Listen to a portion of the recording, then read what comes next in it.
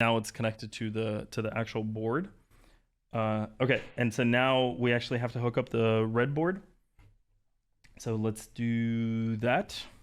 So the board that we actually modified yesterday, so this guy.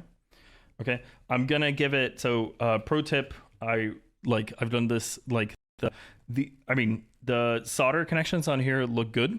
However, they can fall off. So what I'm gonna do is, I guess I might as well switch to the table again.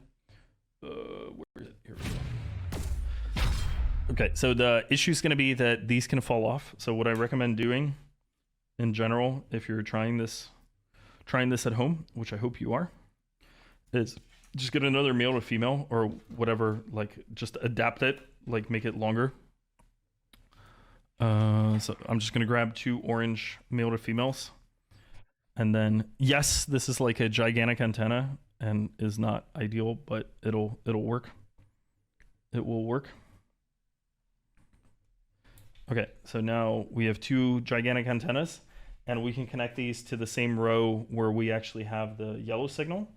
So for that, I want to make sure I don't connect it to the top one, because that's going to be VCC. So let's do this, just so you guys can see. But I basically need to make sure that I don't screw this up, because if I connect to VCC, then bad things may happen. And we don't want bad things. We only want glitchy things.